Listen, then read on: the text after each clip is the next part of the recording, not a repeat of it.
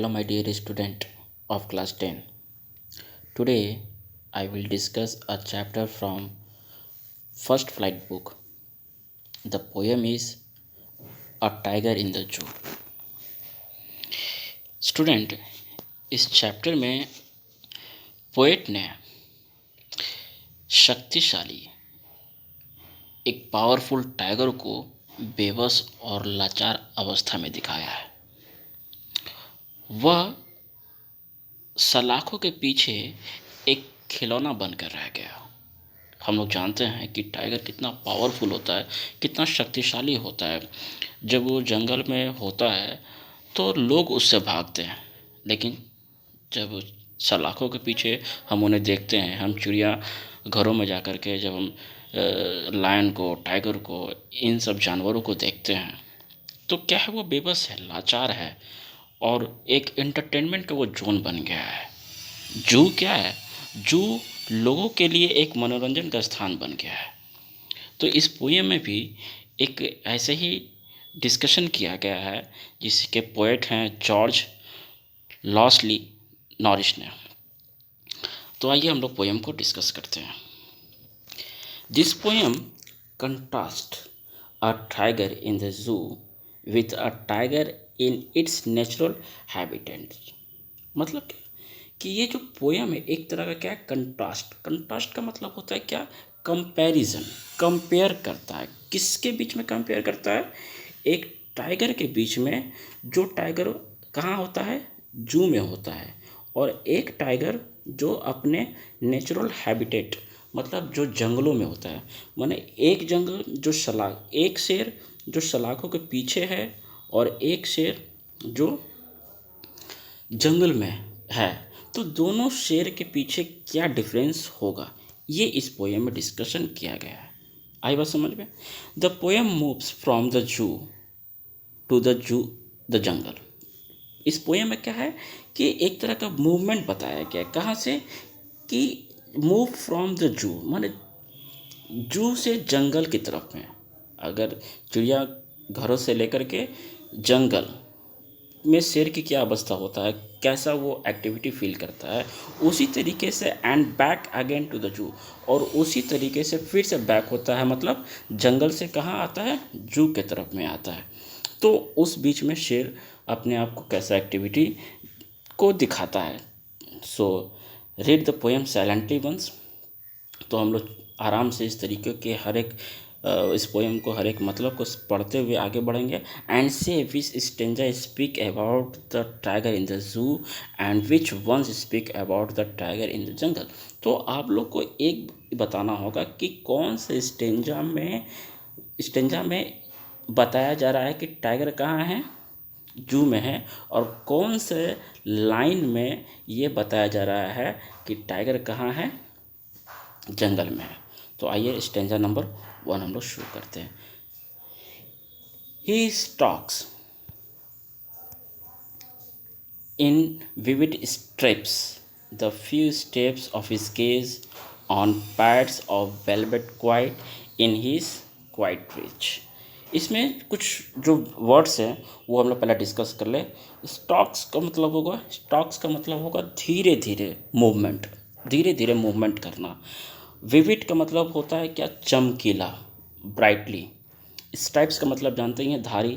तो ही, यहाँ पे अब हम लोग देखेंगे ही किसके लिए पर्सोनिफाइड किया गया है? ही पर्सोनिफाइड किया गया है किसके लिए? टाइगर के लिए। यहाँ पे ही किसको रेफर कर रहा है? टाइगर के लिए। तो टाइगर जो है धीरे धीरे अपने शरीर पे, हम लोग जानते हैं टाइगर के शरीर पे क्या होता है? स्ट्रेप्स होते हैं और अलग अलग रंग के धारीदार बने होते हैं। तो उसके शरीर पे क्या है? विविड स्ट्राइप्स है। तो रंग रंग अलग अलग तरह के रंग के क्या है इसमें धारीदार बने हुए हैं। एंड फ्यू स्टेप्स, और कुछ कदम को चलता है। कौन चलता है? टाइगर क्या करता है? कुछ कदम को चलता है। कहाँ चलता है?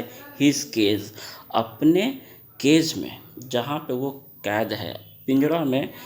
तो पिंजरा का लंबाई चौड़ाई तो एक पर्टिकुलर मेजरमेंट होता है उन लोगों का। ऐसा तो है नहीं है कि वो जहाँ चाहे वहाँ चला जा सकता है। तो वो अपने कदम को कहाँ तक ले जा सकता है? अपने कदम को वो वहीं तक ले जा सकता है जहाँ तक पिंजड़ा का लंबाई चौड़ाई है। तो वो अपने कदम को धीरे धीरे बढ़ाता है, कहाँ पे? उस पिंजड़ा में बढ़ाता है और वहीं चलता है। और क्या बोला है? On pads of velvet quite. और उसके जो पैड्स हैं, पैड्स मतलब उसके जो पैर के जो निचले भाग हैं, वो क्या होता है? गद्देदार होता है। आप लोगों ने देखा होगा। तो उसके जो पैड्स हैं वो एक मखमल की तरह, क्या है, वेलवेट की तरह, मुलायमदार गद्दा की तरह काफ़ी गद्देदार उसके पैड होते हैं। और उसमें उस केज में क्या करता है, वो काफ़ी शांत तो रहता है लेकिन रेज रहता है। रेज मतलब होता है गुस्सा। गुस्सा किस लिए? क्योंकि वो कैद है। तो क्या इस स्टेंजा में हम लोग ने ये देखा कि जो टाइगर है, इतना सारा कुछ होने के बावजूद भी, शक्तिशाली होने के बावजूद भी, वो अपने कदम को धीरे धीरे धीरे धीरे बढ़ाता है और वहीं तक जा पाता है जहाँ तक उसकी सीमा रहती है। मतलब जहाँ तक उसके पिंजड़े में जितना स्थान है, उसी स्थान का वो सैर कर पाता है। और कैसे? एकदम रेज के साथ, गुस्सा के साथ में, लेकिन वो कर भी क्या सकता है। तो ये 4 लाइन समझ में आ गया होगा। आगे हम लोग सेकंड स्टेंजा की तरफ बढ़ते हैं। He should B lurking in Shadow. अब यहाँ पे पोइट कहता है क्या कि ही शुड बी, उसे तो होना चाहिए था। कहाँ होना चाहिए था? एक लर्किंग में छुपा होना चाहिए, छाया में छुपा होना चाहिए था उसे। कहाँ होना चाहिए था? उसे छुपा होना चाहिए था। लर्किंग का मतलब होगा यहाँ पे क्या? छुपा होना, गुप्त तरीके से छुपा होना। कहाँ? शैडो में छुपा होना चाहिए था। और स्लाइडिंग करना चाहिए था उसे, धीरे धीरे लॉन्ग ग्रास की तरफ बढ़ते रहना चाहिए था। क्यों? क्योंकि द नियर वाटर होल, कहाँ पे धीरे धीरे लॉन्ग ग्रास की तरफ बढ़ते रहना चाहिए? जहाँ वाटर होल है, जहाँ पे तालाब हो या पानी का ऐसा समूह हो जहाँ पे मोटे ताजे हिरन गुजरती हो पानी पीने के लिए, तो वो शिकार को पकड़ने के लिए उसे तो वहाँ होना चाहिए था। आई बात समझो? पोएट यहाँ पे क्या कहते हैं? अब यहाँ पे जंगल की बात को कहा गया है। क्या कहा गया है कि जिस तरीके से ये टाइगर यहाँ पे कैद है, उसी तरीके से टाइगर को तो कहाँ होना चाहिए था? टाइगर को होना चाहिए था जंगल में होना चाहिए था। और शैडो में एक गुप्त तरीके से होना चाहिए, किसी अंधकार जगह में उसे छुप करके रहना चाहिए था। और लंबे लंबे घासों में धीरे धीरे घसकते हुए उस वाटर वाटर होल तक आ करके छिपा होना चाहिए था, ताकि उस वहाँ से गुजरने वाले जितने भी हिरन हो या कोई शिकार हो पानी पिए, तो वो उसका शिकार कर ले। आई बात समझ में? आइए आगे हम लोग फिर थर्ड स्टेंजा की तरफ बढ़ते हैं। He should be snarling around houses at the jungle's edge. अब यहाँ पे पोएट फिर कहते हैं कि उसे तो कहाँ होना चाहिए था? उसे तो होना चाहिए था घरों के पीछे, घरों के चारों तरफ। क्या करते हुए? स्नार्लिंग माने गुर्राना चाहिए, दहाड़ना चाहिए। जंगल जंगल में उसे क्या होना चाहिए? गुर्राना चाहिए, ताकि आसपास के जो घर हैं वो कैसा हो जाए? आतंकित हो जाए। उसे क्या होना चाहिए? पोएट क्या कहते हैं? इससे तो कहाँ होना चाहिए? उस जंगल में होना चाहिए। और इसे क्या एक्टिविटी करते रहना चाहिए? स्नार्लिंग करना चाहिए था, ताकि इसके गुर्राने की आवाज़ से आसपास में के गांव में क्या होना चाहिए था? लोग डर जाए, भयभीत तो हो जाए। लेकिन ये कहाँ है? ये तो अभी कहाँ पड़ा हुआ है? ये एक पिंजड़े में पड़ा हुआ है। और क्या बोला, एक लाइन और है यहाँ पे, क्या बोला गया कि बेयरिंग हिज वाइट फैंस, अपने दांतों को निकाल करके, अपने चमकीले वाइट दांतों को निकाल करके, अपने पंजों को निकाल करके गांव में क्या कर देना चाहिए था? आतंक मचाना चाहिए था, ताकि लोग टेरराइजिंग हो जाए, आतंकी हो जाए इसके गुर्राने की आवाज़ को सुन करके। लेकिन ये बेचारा कहाँ फंसा हुआ है? ये एक सलाखे के पीछे पड़ा हुआ है। Next line, but he is locked in a concrete cell. लेकिन ये तो एक सीमेंट्री सेल में, एक सीमेंट्री जेल में कैद है। हिज स्टैंड बिहाइंड वार, और इसकी सारी ताकतें, इसकी सारी हिम्मत अब तो जेल के पीछे, सलाखों के पीछे हो गई। Stalking the length of his cage, अब वो धीरे धीरे अगर चल भी रहा है तो कहाँ चल रहा है, वो अपने पिंजरे में ही चल रहा है जहाँ उसे कैद करके रखा गया है।